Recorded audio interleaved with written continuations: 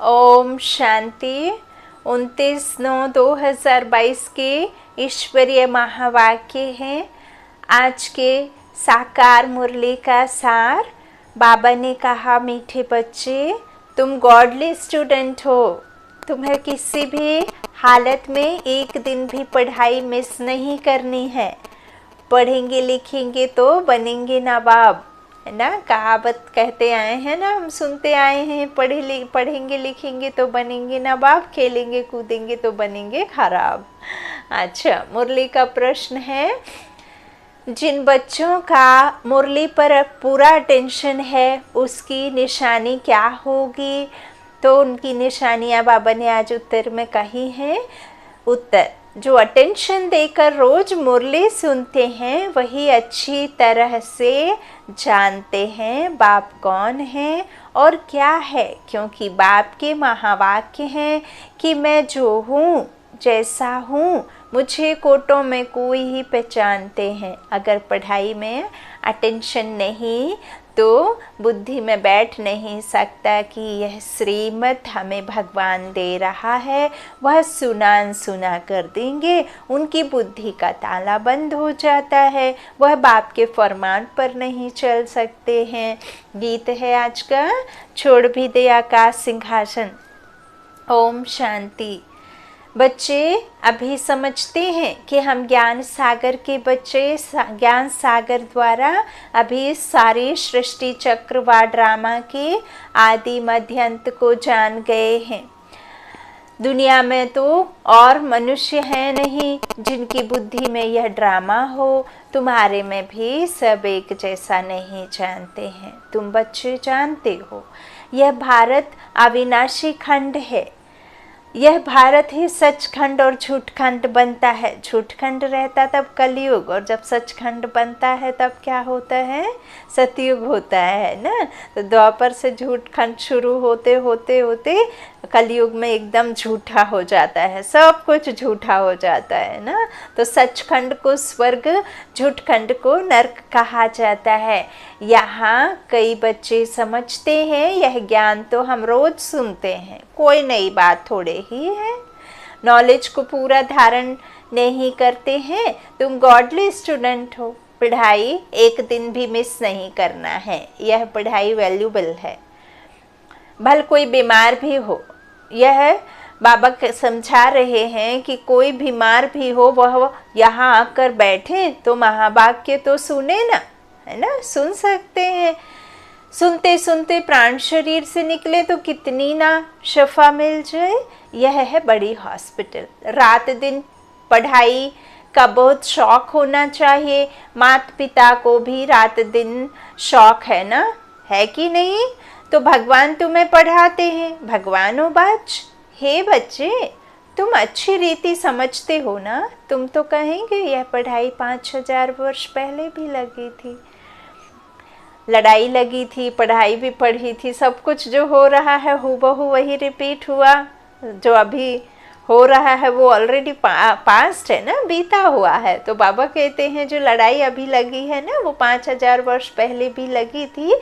यह कौन कहेंगे? जो बच्चे पढ़ रहे हैं ना, जो जान गए हैं मेरा कौन और मैं कौन, है ना। तो बाबा कहते यह भी लगी हुई है। आगे तुम नहीं जानते थे, अभी जब बाप ने समझाया है तब समझते हो। तो स्टूडेंट का काम है जो नॉलेज मिलती है उनको धारण करना। यहाँ मुख्य बात ही है पवित्रता की। आत्मा जो आयरन एज में आकर काली बन गई है, खाद पड़ गई है, उसको निकालना है। तुम आत्माओं को अंदर में ख्याल आना चाहिए, शिव बाबा हमारे साथ बात कर रहे हैं तो आत्माभिमानी बनना पड़े। आत्माभिमानी यहाँ परम पिता परमात्मा ही बनाते हैं, और कोई भी ऐसी ताकत नहीं जो ऐसे आत्माभिमानी बन बैठकर समझाए। भल कहते हैं हम ईश्वर हैं, फलाना है, परंतु जानते कुछ भी नहीं। तुम्हारी बुद्धि में है। हम सारे सृष्टि चक्र के आदि मध्य अंत को जानते हैं। धारणा करने वालों में भी नंबरवार है तो है ना सिर्फ यहाँ, लेकिन जो भी सेंटर हैं वहाँ भी नंबरवार हैं। स्टूडेंट कभी एक क्लास नहीं, एक समान नहीं होते हैं ना, एक क्लास में नहीं होते, एक समान नहीं होते। कोई मास में 20 दिन आते हैं, कोई एक्यूरेट आते हैं, भल कोई कहाँ भी जाते हैं, परंतु वहाँ भी रेगुलर पढ़ना है। अगर मुरली नहीं पढ़ते हैं तो एब्सेंट डाली जाती है, अगर मुरली जाती है पढ़ते हैं तो एब्सेंट नहीं कहेंगे। और कोई स्कूलों में ऐसे नहीं होता है, यहाँ बाहर जाने से उनको कुछ ना कुछ पढ़ने के लिए देंगे।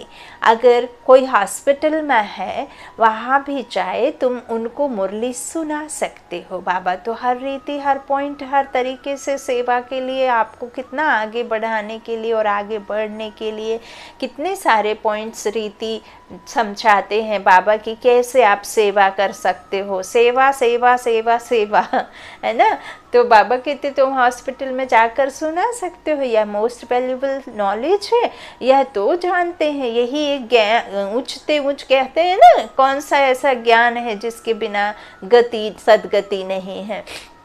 अभी तो सब दुर्गति में पड़े हैं, तो बाबा कहते हैं यही एक ऊंचते ऊंच ज्ञान है जिसके बिना किसी की सदगति नहीं है ना। तो इस ज्ञान को उठाना है और सबको फिर बताना भी है। तो बाबा कहते हैं यही तो नॉलेज है मोस्ट वैल्यूबल। यह तो जानते हैं जितने अभी पास होंगे उतने कल्पांतर पास होंगे। यह बड़ी भारी पढ़ाई है, इसमें बड़ा अटेंशन चाहिए। टेंशन में रह कर के नहीं, अटेंशन माना ऐसा नहीं कि टेंशन में रहकर मुरली पढ़े, नहीं, बिल्कुल एकदम फ्री हो करके, एकदम फरिश्ता बन करके, एकदम ये 5 तत्वों के जहान को छोड़ करके, एकदम ये चिरपुर वाली दुनिया से उठ करके, है ना, उपराम हो करके सुप्रीम सोल की, ये परमात्मा की बनी आत्माओं के द्वारा, निमित्त आत्माओं के द्वारा यह सुनना है। अटेंशन चाहिए इसमें बड़ा। तो ऐसे बहुत बच्चे हैं जिनको माया एकदम नाक से पकड़ लेती है, फिर भी याद नहीं रहता है कि मैं गॉड फादरली स्टूडेंट हूँ। गायब भी जाता है। गज को ग्राह ने खाया। यहाँ की बात है, कुसंग मिलने से खाना आबाद होने के बदले बर्बाद हो जाता है। बहुत थोड़े हैं जो अटेंशन से पढ़ते हैं। बाप कहते हैं मैं जो हूँ, जैसा हूँ, बिरला कोई मुझे समझ सकते हैं। अनपढ़ बच्चों को कोई बात कहो तो एक कान से सुन दूसरे से निकाल देते हैं।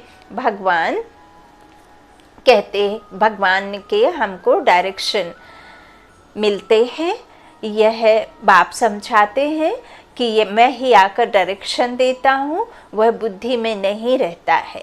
पूरा योग ना होने के कारण माया बुद्धि को ताला लगा देती है। यह दंड पड़ जाता है क्योंकि फरमान पर नहीं चलते हैं। बाबा कहते हैं मैं इतनी दूर से आया हूँ तुमको पढ़ाने, तुम श्रीमत को मानते नहीं हो, फिर तुम्हारी क्या गति होगी। भगवान खुद बैठ पढ़ाते हैं, आज्ञा करते हैं, ऐसे नहीं कि प्रेरणा करते हैं।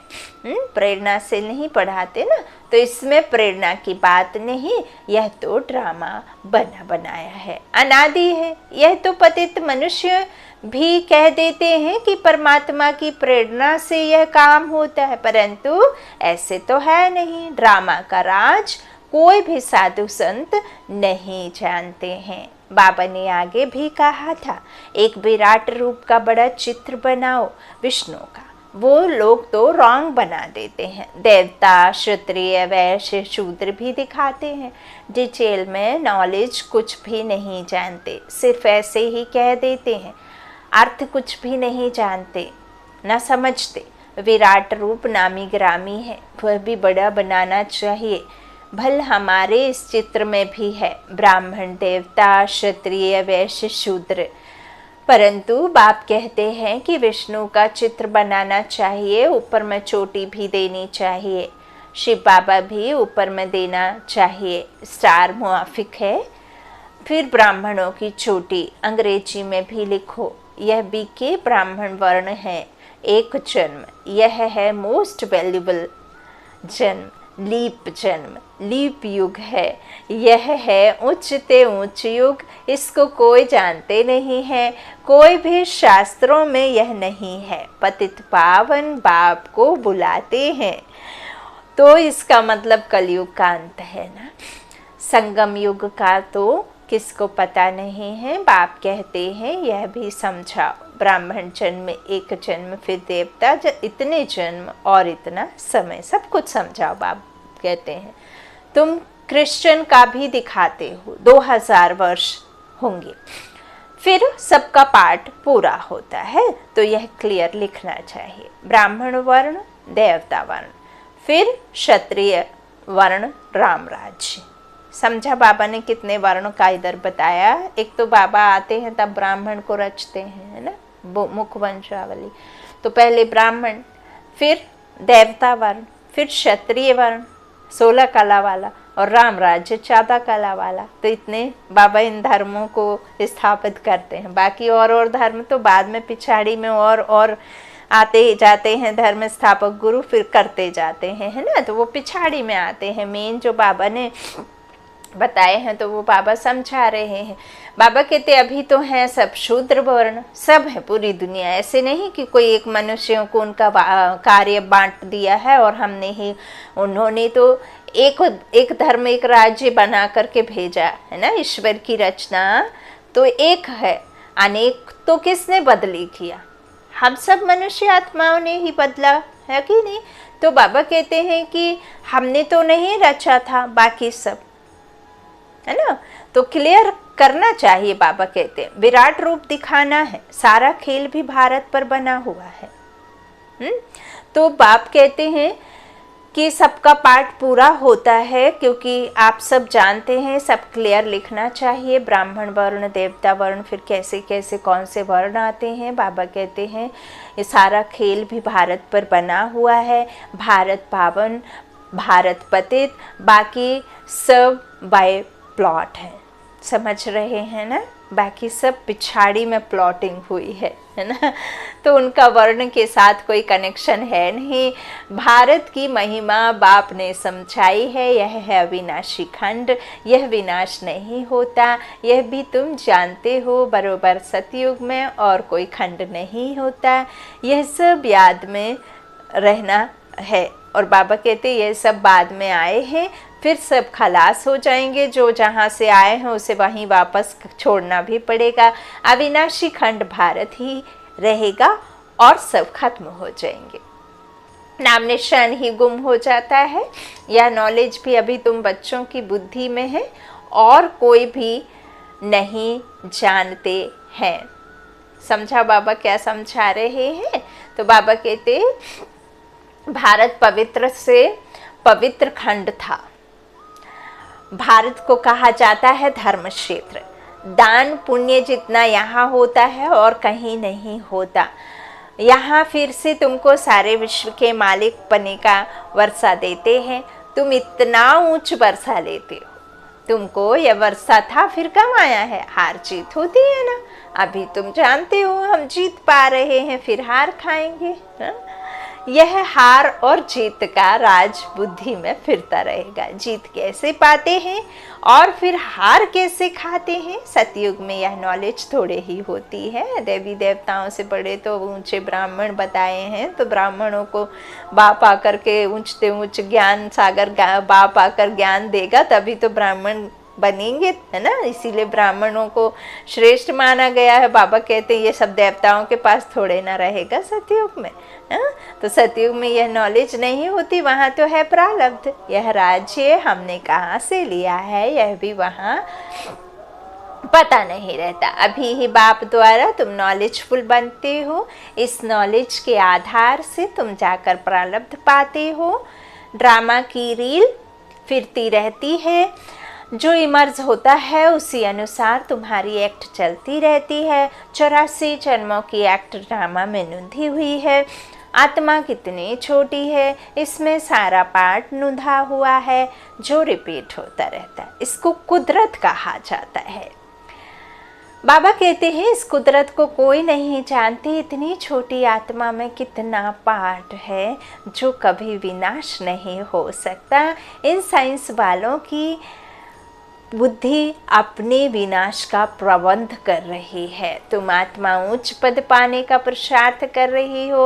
वह समझते हैं हम अभी स्टार मून के नज़दीक आए, समझते हैं ना साइंस वाले।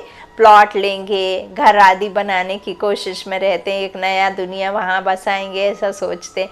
यह बाबा कहते हैं जो भी सोचते हैं वह बड़ा महत्व देते हैं कि हम तो कहते हैं कि यह तो सब अपनी मौत के लिए करते हैं। वो क्या समझते और हम क्या समझते, है ना, रात दिन का फर्क। बाबा कहते तुम बच्चे जानते हो, क्या जानते हैं हम बच्चे? तुम बच्चे जानते हो यह सब तैयारी हो रही है स्वर्ग के गेट खोलने के लिए। यह लड़ाई बिगर स्वर्ग के गेट कैसे खुलेंगे? पतित दुनिया का विनाश तो चाहिए ना। इन बातों को विद्वान पंडित आदि थोड़े ही जानते हैं, यह तुम जानते हो। ड्रामा अनुसार नूंद है, तो तुम बच्चों को यह पढ़ाई पढ़नी है। कोई तो सुनते सुनते पढ़ते पढ़ते खत्म हो जाते हैं, कोई तो बैठे हुए भी जैसे कि सुनते ही नहीं। धारणा जब खुद में हो तब तो औरों को समझा सकें। धारणा ही नहीं, सर पे सी नहीं करते तो पद क्या मिलेगा? हाँ, स्वर्ग में जाएंगे, राजाई में आएंगे, परंतु सब तो राजा नहीं बनेंगे ना। पढ़ेंगे लिखेंगे होंगे नवाब, जो नहीं पढ़ेंगे पढ़ाएंगे तो भरी धोनी पड़ेगी, है ना। वहाँ भी तो नौकर चाकर नौकर चाकर के नौकर चाकर, और नीचे नीचे नीचे जितना प्रसार तो उतना मतवा, है ना। तो बाबा कहते फिर भरी ढोनी पड़ेगी। यह तो होना ही है, जाकर चाकरी करेंगे, राजाई में आएंगे परंतु चाकरी करेंगे ना। सुख तो मिलेगा लेकिन चाकरी तो करनी पड़ेगी। तो प्रजा तो ढेर बनती जाती है, लाखों के अंदाज में बनती है, उनके भी तो नौकर चाकर होंगे ना। प्रदर्शनी में तो बहुत सुनेंगे, कुछ ना कुछ बुद्धि में बैठेगा, आएंगे भी वही जो स्वर्ग में रहने वाले होंगे। संन्यास धर्म थोड़े ही बाबा कहते संन्यास धर्म वाले थोड़े ही आएंगे, जो थोड़ा बहुत सुनेंगे वो तो प्रजा में आ जाएंगे, आ ही जाएंगे। योग तो लगाते नहीं, विकर्म विनाश तो हो ना सके तो पद कहाँ से मिलेगा। तो बच्चों को सारा राज समझाया जाता है। यह राजधानी स्थापन हो रही है, स्थापना जरूर संगम पर ही होगी ना। बाप कहते हैं मैं आता ही हूँ कल्प के संगम युग पर। उन्होंने फिर युगे युगे लिख दिया है, तो भी 4 युग अथवा 5 युग का हो, फिर भी इतने अवतार क्यों दिखाए हैं? परशुराम अवतार, कच्छमच्छ अवतार। परशुराम अवतार के लिए फिर दिखाते हैं कि कुल्हाड़ी उठाए सब क्षत्रियों को मारा। बाप कहते हैं यह कैसे हो सकता है? क्या भगवान ने इतनी हिंसा कुल्हाड़ी से किया? हाँ बताइए। तो बाबा कहते हैं यदि मैं यह सब करता तो मुझे भी तो तुम सबके जैसे दुख में आना पड़ता, फिर मुझे भी तो दुखी करते, लोग नहीं करते, तो मैं तो ऐसे सब करता नहीं हूँ। तो बाप कहते हैं इतनी हिंसा कुल्हाड़ी से किया? मनुष्य तो जो सुनते सब सत्य सत्य कहते रहते, असत्य बात को भी सत्य मान लेते हैं। बाप कहते हैं कि यह सभी असत्य बातें हैं, सत्य कोई भी है नहीं, किसको कहो तो बिगड़ पड़ते हैं। बाप कहते हैं कि युक्ति से काम लो। चूहा ऐसी युक्ति से काटता है जो सारा मांस खा जाता है, मालूम ही नहीं पड़ता है। तुम बच्चों को बहुत युक्ति से चलना चाहिए। बाप तो बहुत अच्छी रीति समझाते हैं, परंतु कोई धारणा भी तो करे। मुख्य बात है ही एक। बाप कहते हैं मामे कम याद करो तो तुम्हारे विकर्म का बोझा खत्म हो जाएगी। इतने सर पे जन्म जन्मांतर के बोझ हैं, है ना। पापों का बोझा कब खत्म होगा? विकर्मों का, जब तुम उस परमात्मा की याद में रहोगे, है ना।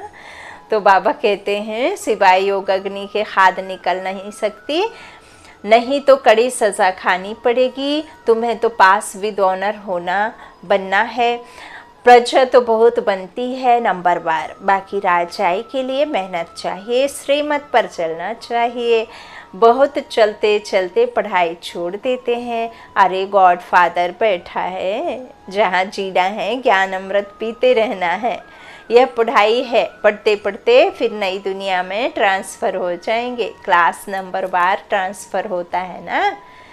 ऐसा तो नहीं कि पहली से सीधी आखिरी ग्रेजुएशन कर लेंगे, पहली दूसरी तीसरी चौथी ऐसे पढ़ते हैं और अलग अलग टीचर अलग अलग क्लास, जब तक आप उस परीक्षा को पास नहीं करेंगे, अगले नंबर की क्लास में बैठ ही नहीं सकते हैं ना। तो पापा कहते हैं इस तरह से ट्रांसफ़र होते हैं ना बड़ी क्लासेस में, तो यहाँ भी सारा पुरुषार्थ पर मदार है। कहते हैं हे पतित पावन आओ, तो ज़रूर कलयुगी पतित दुनिया का अंत हो तब तो आए। बाप कितना अच्छी रीति समझाते हैं। दुनिया में ब्लाइंड फेथ होने कारण जिसने जो सुनाया सत्य सत्य करते रहते हैं, समझते कुछ भी नहीं है। बाप आया है समझाने तो समझना नहीं चाहते हैं, वही पुराने शास्त्र आदि पढ़ करके वही बातें सुन करके और क्वेश्चन खड़े कर लेते हैं, लेकिन सत्य को असत्य और असत्य को सत्य मान बैठे हैं। तो बाबा कहते समझते कुछ भी नहीं है, सत्य सत्य जो सुनाया सो कहते रहते हैं। अच्छा, मीठे मीठे सिकीलाधे बच्चों प्रति माता पिता बाप दादा का याद प्यार और गुड मॉर्निंग। रूहानी बाप की रूहानी बच्चों को नमस्ते। हम रूहानी बच्चों की रूहानी माता पिता बाप दादा को याद प्यार और गुड मॉर्निंग। शुक्रिया बाबा, मीठे बाबा, प्यारे बाबा, सबका साथी सबका सहारा।